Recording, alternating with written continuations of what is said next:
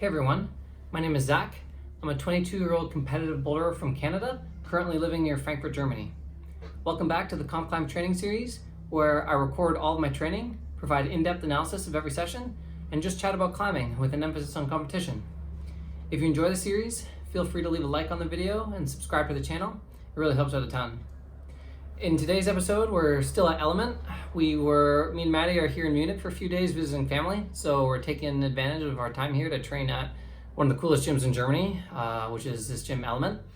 And we just have 2 days of training here. Our first day was 2 boulder sessions, which were the previous 2 episodes, just a couple boulder sessions where we got on a lot of slab. And so now we have our regular day 2 of training, which is our morning session of spray wall. And for an hour, and then our workout in the evening. And at this gym, they have a pretty epic spray wall. They put a lot of fancy holds up, and I always have a lot of fun training on the spray wall. And it's interesting, so we were here like 3 weeks ago, and I guess that their last spray wall had been up for a while, because you can see that this one is different from the last time we were here. This is new, and I guess so we were here on the weekend, so you can see, I guess they didn't quite finish setting it, and they just put pause on it for the weekend because the half on the right here isn't quite finished, and you can tell the holes are all pretty new looking and fresh, and they weren't super chalky, which made for actually a bit of a tricky session. I found that a lot of holes were greasy, and I had to grab them really hard because no one had really climbed on them before, and there was very little chalk on it. So I was kind of like the guinea pig. I was putting some chalk on the walls.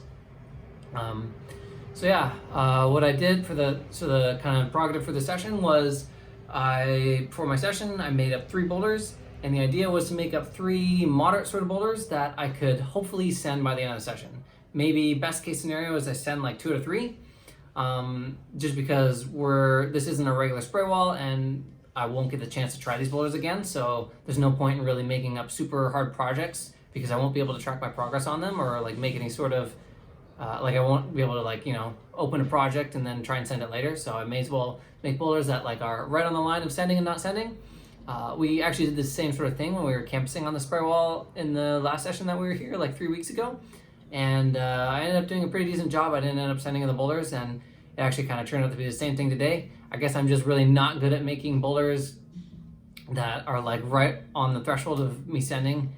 Because I just get too excited and do ahead of myself and start making up all these crazy hard moves, and then the boulders turn out to be harder than I thought. And so I didn't end up sending any of the boulders today.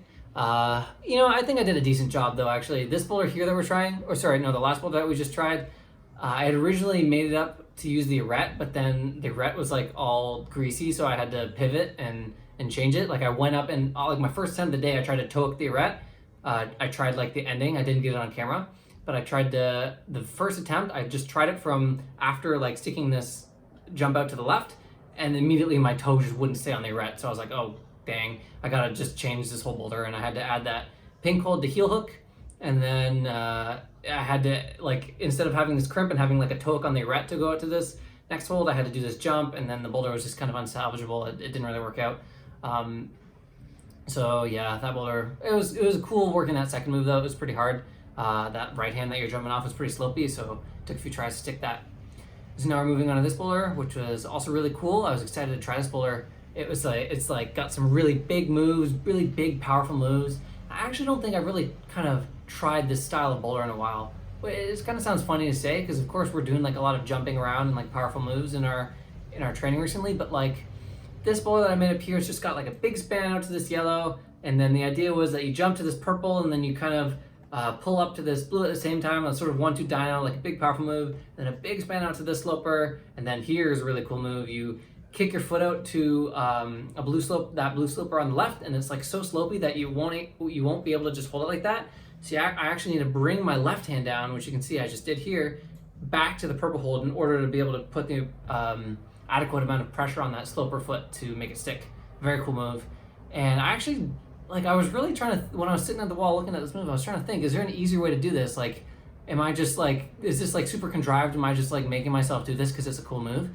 But I actually think that this is the best way of doing the move. I only fell in it a couple times when I was trying it individually, and most of the times it went like this. So it ended up working pretty well. But yeah, I know, yeah, so it does sound weird, but just sort of this big span, bad hold, compression. I don't think I've got on this style of boulder in a while, so it was really really fun to get on it. And typically this kind of climbing is a strength of mine, but I was really struggling with these first few moves. And I think this is kind of another scenario of like a strength of mine that I haven't worked on a lot in the past because it's a strength of mine and I don't feel I need to work on it. And so maybe now it's not as much of a strength of mine as I think, because I didn't really feel super strong in these really wide positions.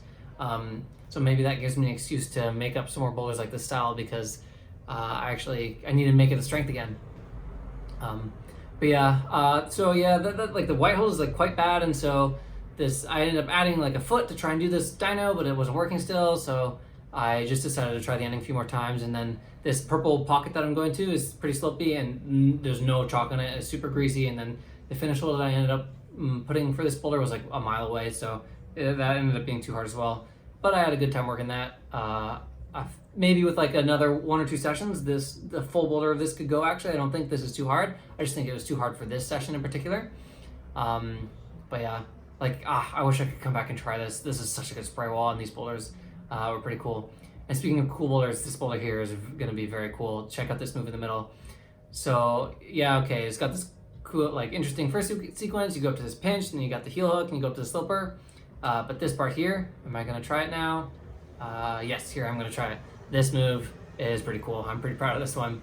I don't think this is like contrived at all. I think this is like the best way of doing this move. I stuck it, I think, every time I tried it.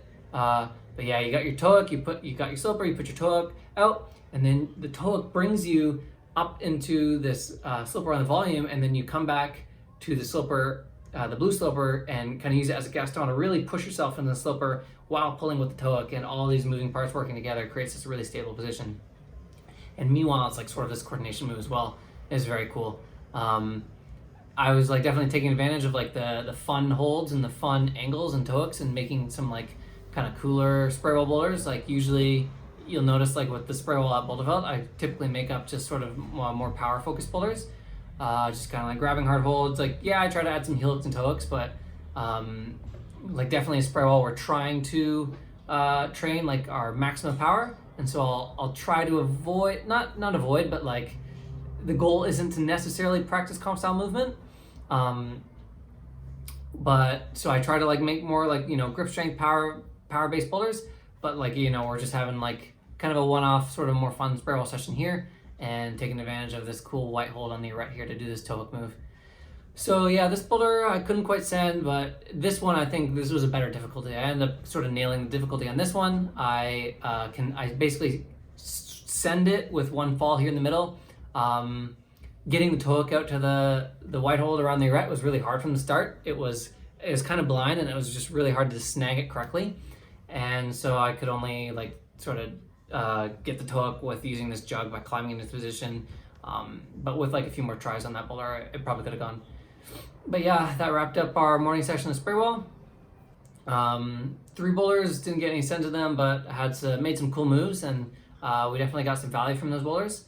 I think what I'm realizing is maybe for these sort of sessions, if they happen in the future, where the idea is to make boulders that I can probably send in the session and not necessarily have them be projects, is I should just really try and undershoot the difficulty, and then if I end up doing the boulder too quickly, then I just make it harder.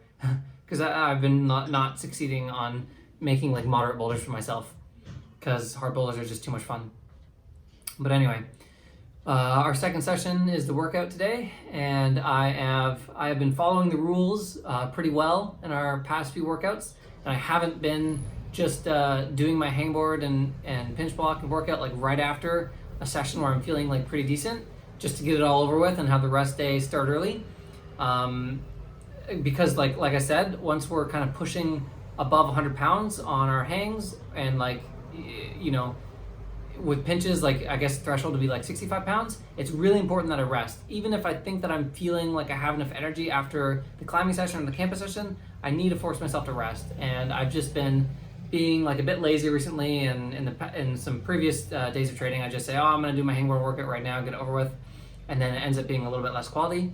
But especially with today, like we were crimping 110 pounds on the for our crimp hangs, which was 10 pounds up than our previous workout, and that's definitely getting to some like PB territory. I think my PB is like 130 pounds on the Beastmaker, so we're slowly approaching that, and I really need to make sure I'm well rested for these sessions. No more screwing around and just trying to get it over with. And I was tempted to today as well, because I think we were going out for a nice dinner with my nice family, and I just wanted it to be over, so I wanted to just get it all done quick. But I made myself rest for at least a couple hours so that this workout would be good quality, and it ended up paying off.